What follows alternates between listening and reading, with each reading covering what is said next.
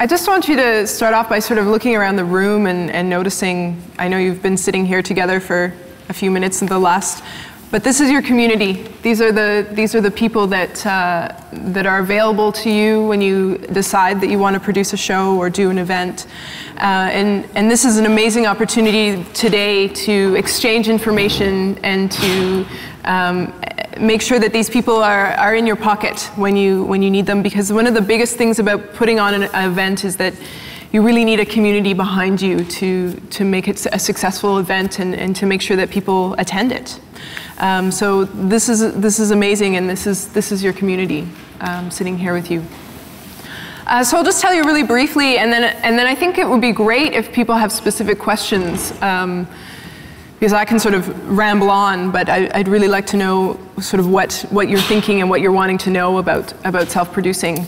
I am a non-for-profit organization. My company name is Kemi, Contemporary Dance Projects. And we've been incorporated for 3 years. And I produced my first show not incorporated. And I produced my second show as an incorporated company.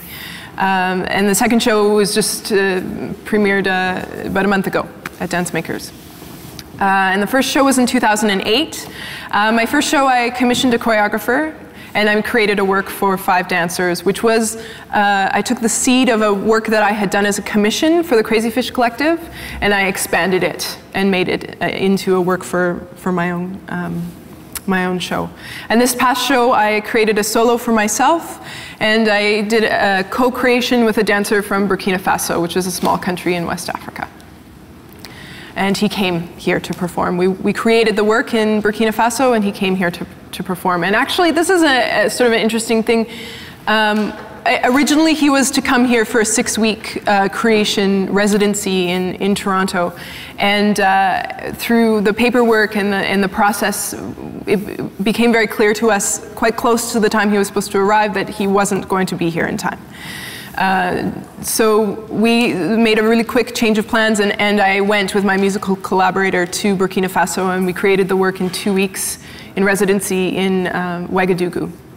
And I bring that up because you have to be prepared to think on your feet, to make changes, to not necessarily do exactly what you planned to do, but to be open to possibilities of other things happening. I am on Jen's board, and I think an important thing about this, especially if you're working with international artists, is that by being in Burkina Faso, she was able to work out things with the Canadian Embassy and things on the African end to get this artist here. Mm-hmm. And I don't think he would have been able to come if we'd continued to work from Canada. Yeah, circumstances were that.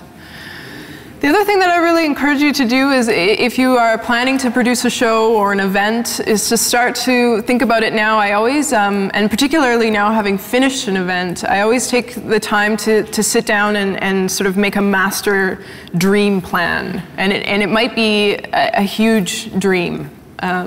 In fact, I sometimes use sort of big chart paper and just write down what would be the ideal scenario. What exactly do I really want to do? And by putting that out into the world, things come and they shift, and different ideas come. And so, it takes, for me, it took, this past project was an 18-month project, from conception to completion. And I wouldn't say that it's completed, it will be revisited, but for that particular production. So you do have to be really thinking in advance as far as trying to find funding, as far as granting deadlines, that kind of thing. You really, 2 years to 18 months is not unreasonable to be thinking as far as producing a show. Should I keep going, or are there some specific questions? Yes. So I have, I've produced in the past 2 cabarets, and they were small scale, just bread and circus theater. It wasn't supposed to be huge or anything. And they both went really well. The people who came really liked it. I had the tech guy at the second one was saying, oh, you should have done a whole week, like this was a great show. And what I was explaining to him, and what I'm wondering if you have advice on, was getting that audience though. Like I was saying, well, no, I couldn't do this more than one day because barely got enough people to come out for this one day, you know? So I'm just wondering, like, yeah, I know that's everyone struggles with that, but if they're, you know, I think this is a bit of a sort of crux of where we are in the performing arts and getting people to actually come to our events. Facebook and Twitter and these social media sites are fantastic for getting the word out. I think more than ever people are knowing about events, but there seems to be some kind of disconnection between the knowing and the going.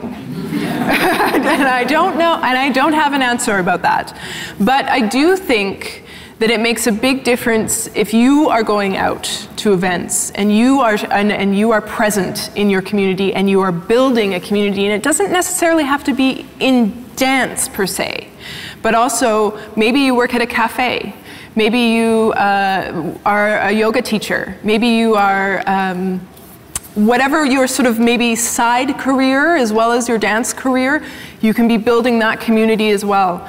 Bringing dance into environments where people are more comfortable to try something. I think one of the things with dance is that sometimes people are hesitant to go for the first time. Maybe they had a bad experience years ago. Maybe they've just never been before, and so they're not sure how does one go to a dance show. And so bringing dance to these more informal settings, I think, has done a lot for dance. And I mean by dances in the park, dances in backyards.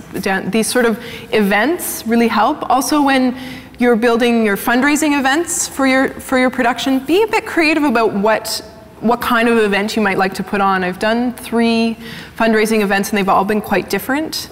The first one that I did was a sort of it was an evening in my house, and we had a simple catering and 4 local musicians playing in the front room and local artists' art. And it really sort of brought together this eclectic group of people because I had accessed the music community, I had accessed a visual artist community, and then dance as well. So I think that that's a good way to bring people in. I've also done an event, I did an event at the Lula Lounge. Also was an interesting way, and I collaborated directly with the band that I had spent years touring with.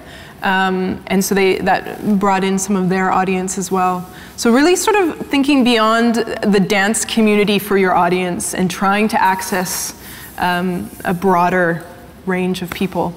Does that help you? Yeah, okay, great.